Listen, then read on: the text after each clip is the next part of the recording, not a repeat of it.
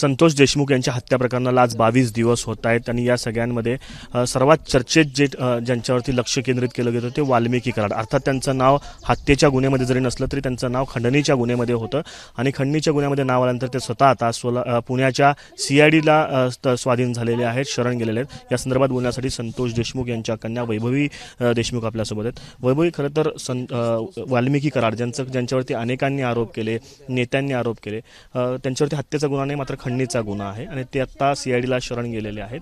परिवार म्हणून तुमची पहिली प्रतिक्रिया काय आहे? परिवार म्हणून आम्हाला एकच वाटतं की ज्यांनी माझ्या वडिलांची हत्या केली त्यांच्यावर कठोरात कठोर शिक्षा ही झालीच पाहिजे. त्याच्यामध्ये जे कोणी असतील त्यांना कठोरात कठोर शिक्षा ही झालीच पाहिजे. आपल्या सगळ्यांची मागणी होती की हत्या प्रकरणामध्ये ज्या 7 आरोपींची नावं आहेत त्याच्या व्यतिरिक्त त्यांचा मास्टर माइंड म्हणून वाल्मिकी कराड असेल असं सगळ्यांनी म्हटलं होतं. वाल्मिकी कराडचं नाव आता हत्या प्रकरणामध्ये देखील गेलं पाहिजे, त्यांना आरोपी केलं पाहिजे अशी मागणी असणार आहे परिवार म्हणून.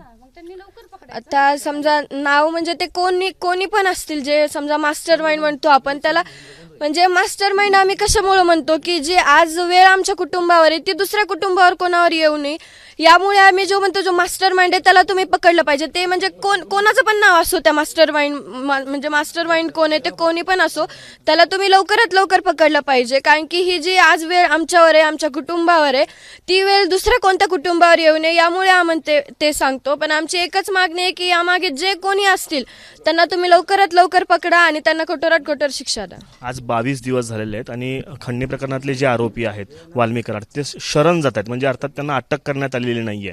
पोलीस यंत्रणा म्हणते की ते शोध घेत आहेत, मात्र 22 दिवस त्यांना ते सापडले नाहीत. हत्या प्रकरणातले जे 3 फरार आरोपी आहेत ते देखील अजून सापडलेले नाही आहेत.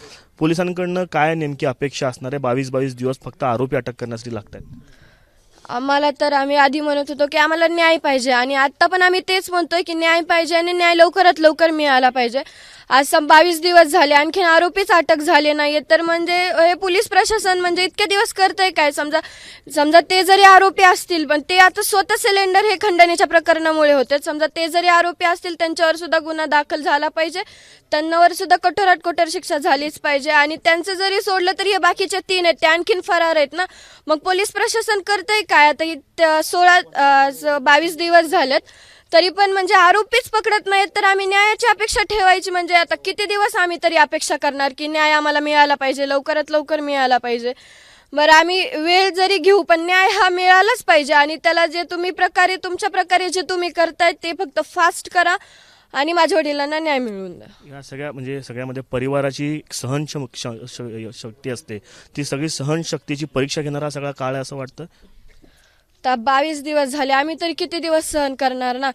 आता समजा एक व्यक्ती तर गेलाय त्याला तर आम्ही आणू शकत नाही, पण जे आरोपी आहेत त्यांना सुद्धा कठोरात कठोर शिक्षा ही झालीच पाहिजे. फक्त आम्हाला एवढंच वाटतं आणि माझ्या वडिलांना न्याय मिळालाच पाहिजे. माझ्या वडिलांना न्याय मिळाला पाहिजे अशी भूमिका जी आहे ती वैभवी देशमुख आणि त्यांच्या कुटुंबियांची आहे. वैभवी देशमुख आहे, तिचा लहान भाऊ आहे आणि हे सगळे परिवारातले सदस्य आहेत आणि न्यायाची अपेक्षा करतात. अर्थात बरोबर आहे, 22 दिवस झालेले आहेत या हत्या प्रकरणाला. 4 आरोपी अटक जरी असले 3 आरोपींचा अद्याप पत्ता नाही आहे आणि खंडणी प्रकरणात ते आरोपी जे होते वाल्मिकी कराड हे स्वतःहून पोलिसांना CID पथकाला सरेंडर झालेले, शरण गेलेले आहेत. मग पोलीस यंत्रणा इतके दिवस त्यांच्या शोधासाठी काय करत होती असा सवाल देखील या निमित्तानं ते व्यक्त करतायत. कॅमेरा पर्सन युकांतीसह आफताब शेख, ABP माझा, मस्साजोग, बीड.